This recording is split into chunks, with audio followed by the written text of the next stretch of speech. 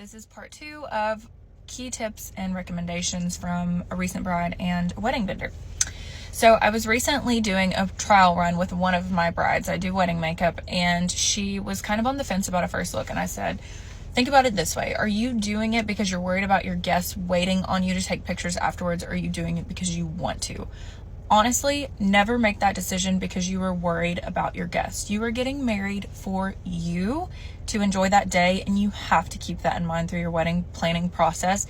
That's why things like extra decor companies were not important to me. Some brides really enjoy that and want the pictures and love the aesthetic and all of the lovely things.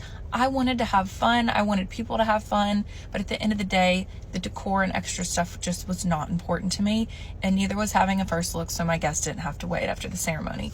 People that want to be there will stay and will be happy to wait on you, and you don't need to stress about it. We literally took pictures for an hour after the ceremony, and whenever we did our entrance, I felt so overwhelmed and thankful for everybody that I saw in that room there to support us. It was one of my favorite parts of the day, just seeing all those people standing up clapping for us, and the room was full. I did not regret not doing a first look, but like I said, we did read a letter to each other, and the reason I chose to do this is because we did not read our own vows to each other at the altar.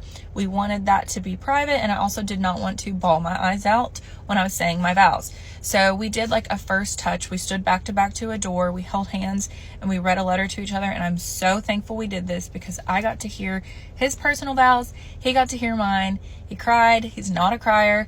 It was very intimate.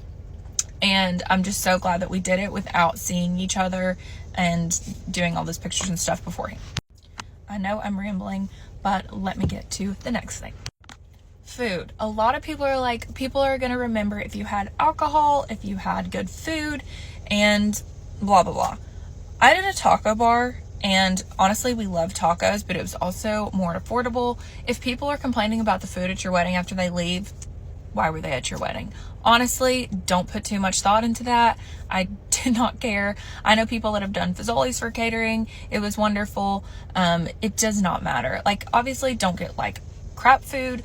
Look up good recommendations for vendors. I knew I could trust this vendor. The taco bar was great. People loved it, and it was affordable, and we did not have like a plated dinner. If that's your vibe, that is totally fine. It was not mine. I wanted people to get up and eat whenever they felt like it and still be able to walk off and enjoy the party, things like that. So don't put too much stress over food. Same thing goes for the cake. My future mother-in-law took care of the cake for me. I had a recommendation from my best friend that got married. She kind of does it on the side. She was very affordable. It was the best cake ever. People went on about it, like are still going on about it. It was delicious, but don't stress over your cake.